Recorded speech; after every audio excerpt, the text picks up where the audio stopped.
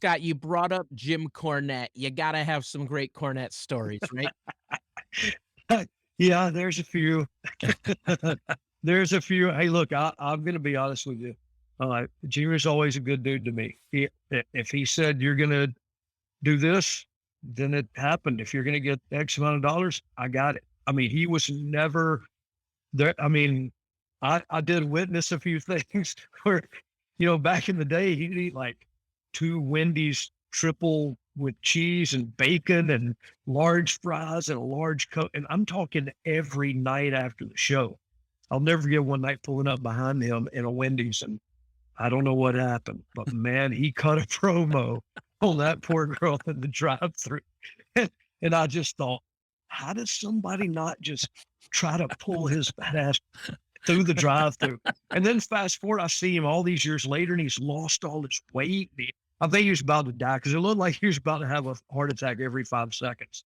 But he about a month before our dad passed away, he was at my house. My dad was at my house, and I snuck to the back and I called Jimmy because Jimmy and my dad had a great relationship. They always did. And I knew Jimmy would appreciate it. And I called him and said, "Hey dude, my dad's here. I just want to put you on the phone with him for a minute, if you don't mind." And he said, "Oh no, yeah, let's do it." And so I just went, "Hey Dad, Jim Cornette just called me," and handed his phone, and they talked about 10 minutes. And I heard Jim on his podcast say it's the last time that he got to talk to my dad. And he gave me the shout out for giving him the call. But they had a real good relationship. Look, Jim Cornette is who he is. I mean, you either accept that or you don't. But if you know going in, it sure does make it a lot easier. I've heard a lot of people say a lot of things about him, but and bullshitter extraordinaire. Okay, but hey, man, he treated me good, and I always tried to return that favor. I Yeah. rubbed him the wrong way when I met him back in my Nashville days of 2003. He thought it was disrespectful that I talked to him with my face paint on in the locker room. So, who knows? Well, Ryan. Yeah, I'm hot. You don't have it on now. Yeah. Ryan, you're so stupid. Yeah, sometimes I am. No, Jim. No, the truth of it is, Jim. I'll let you say what you will about Jim. He did have a great relationship with our father. He was really good to my whole family. Continues to be. So you say what you want, but you react to people how they treat you. You know what I mean? And he's always treated us awesome. So can't say nothing but good things. I've been in About Jim. situations in my life of the same thing where people don't like someone, but that person's been really good to me. And I Yeah. have nothing bad for Yeah. it. What are you supposed to do? You know what I mean? Oh, you don't want me to like him because you don't like him? Well, yeah, that's how it is today, actually.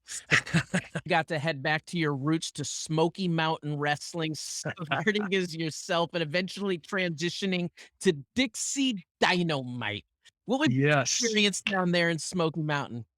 Smoky Mountain was so much like Continental. It was again, salt of the earth wrestling fans that just loved it and wanted to be taken on that ride and forget, the predetermination of it all.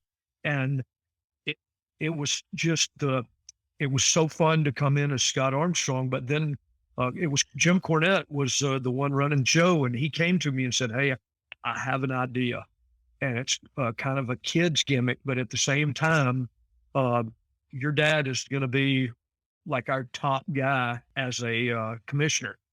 And he said, "And I want to eventually get to the story of your mask comes off and you're Bob Armstrong's son." And he said, "But I don't want to do that for at least a year."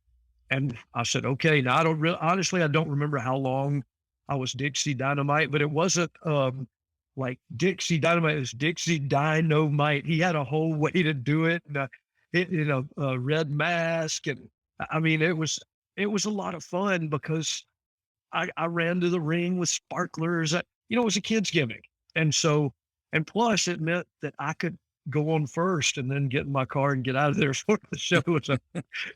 And when you're driving those Smoky Mountain roads, I promise you want to get out early. Dog, as Scott brings up that vibe. So Rudy Charles was one of the referees that they hired at the time, and he Dan Angler now, yep. Dan Engler, right? Dangerous Dan. And so, and I think he's now with WWE, right? Isn't he still with them? Yes. And so, um, he had, he came in and Jeff said, "Hey, this kid doesn't know anything, but he's local. We're going to use him. So can you teach him?" And I said, "Yeah, sure."